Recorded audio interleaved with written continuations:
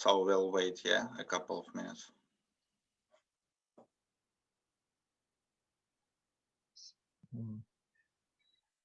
All right, so let us wait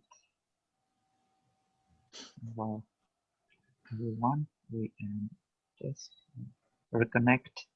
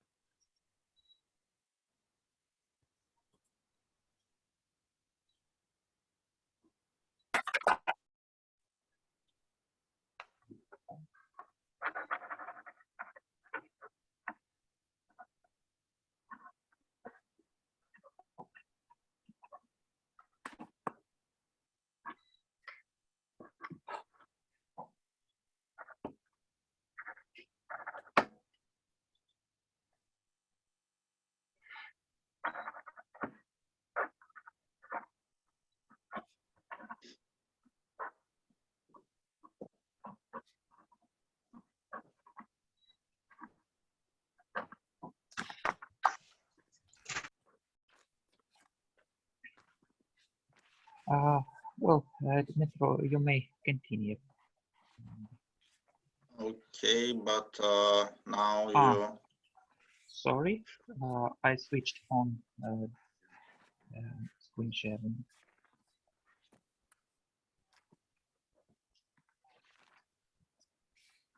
Just a second. So we stopped on infected.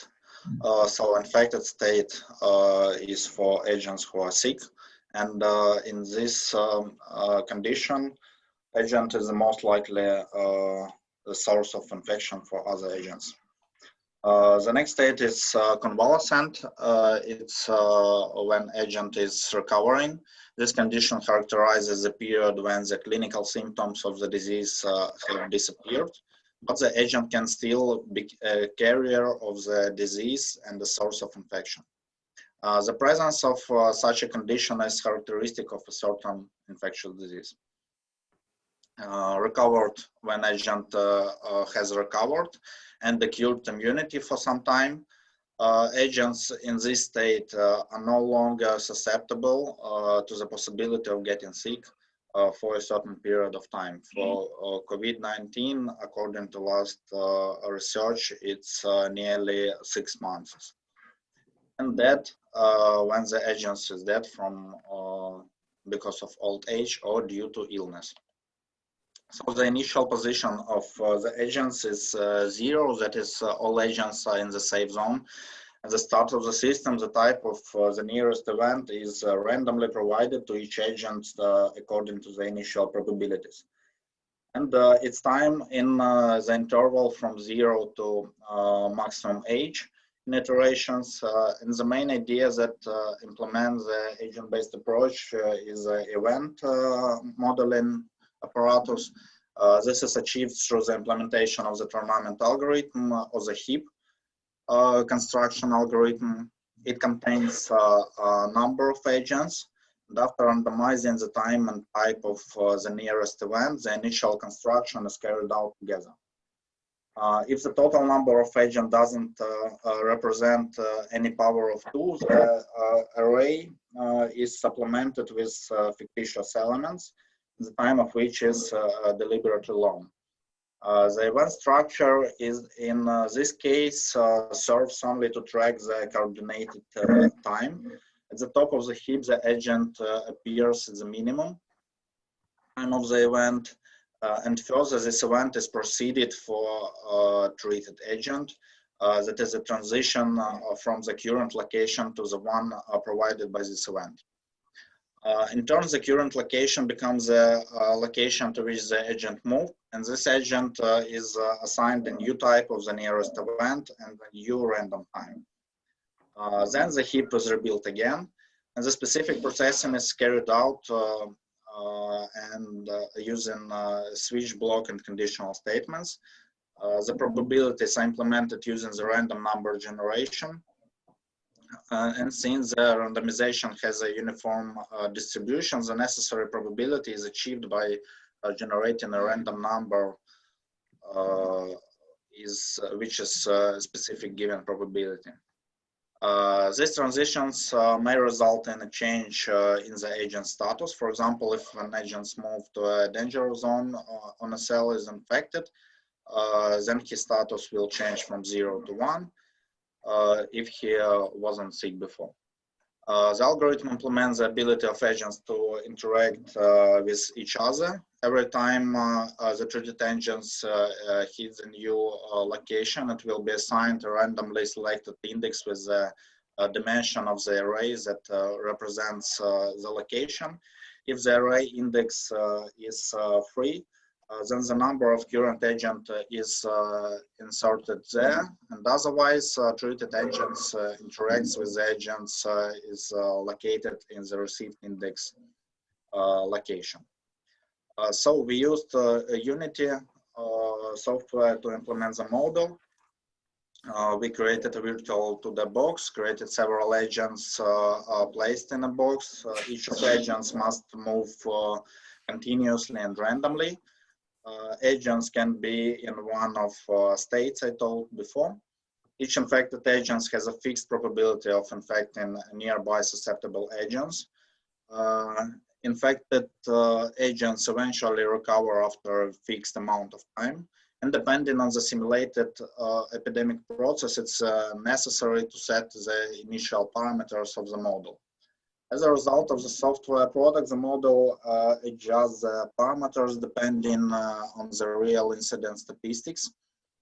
As a result of work of model, we received a distribution of cases of morbidity in the chosen territories. In our case, it was the incidence of COVID-19 in the regions of Ukraine. Experiments with the constructed model allowed to reveal the necessary percent of immunization of the population for prevention of epidemic growth. We developed an intelligent information technology to support decision making in the field of biosafety, which will make it possible to develop a scientifically grounded basis for the implementation of effective preventive and anti-epidemic measures. The Ministry of Health of Ukraine, epidemiologists, and public health specialists. The introduction of scientific and applied results of the project in the highest body of state power. So it's the public health centers of Ukraine, medical and preventive institutions, will ensure the adoption of effective preventive decisions, reduce the negative economic, medical, and social impacts on society and the state.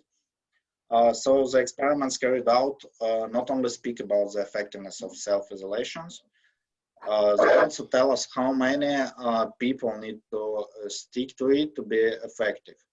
And that there isn't much difference between 88 and 100%. But it also tells us that isolation alone cannot eradicate disease. Thank you for your attention. It was only one part of our big project on simulation the epidemic processes. By that link, you can find out some more models and methods for different diseases and for different tasks. Thank you for your attention. Thank you very much for your interesting and important research. Please, any questions?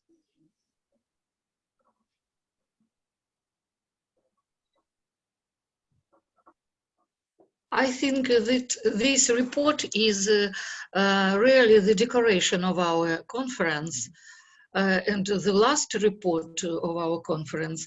And say some words, 2 words about 2 parts of your work. Perspectives. So the prospects of the research. Yeah, so actually this is only one part of a big system of simulation. because with agent-based approach, we can find out factors which influence the incidence and the dynamics of epidemic process. But the disadvantage of that approach is not the highest accuracy of forecasting. So we are building forecast dynamics with machine learning methods and have like 97.8% of accuracy, and then calibrate the agent-based model with our machine learning models. So we have high accuracy and can make experiments on population behavior. Thank you. It was very useful and interesting. Thank you. Wish you big health. Yeah, and I wish you and everyone to be healthy. Healthy and wealthy. Healthy and wealthy, yes. All right, so we ran out our plenary reports, and now we have a break till 1 o'clock, and beginning from 1 o'clock in the afternoon, different sections begin to work. Today we have three sessions and one student session. So today the following sessions will work. Session 5, Math Tools of Artificial Intelligence, chaired by Olga Chernychenko and Karina Melnik. Session 6, Machine Learning Applications. The chairs are Vasily Litvin, Dmytro Dosin, and Tatiana Shostakevich. Session 7, Discourse Analysis and Social Media, chaired by Elena Levchenko and Nataliia. And student session, Svetlana Petrasova and Nataliia Borisova. So now we have a rest till 1 o'clock in the afternoon, and beginning from 1 o'clock we continue our work. So thank you very much. Thank you for your participants. Thank you. Participation. Thank you very much, and we are meeting at sections. Thank you. Thank you. Goodbye. Bye bye. Thank you.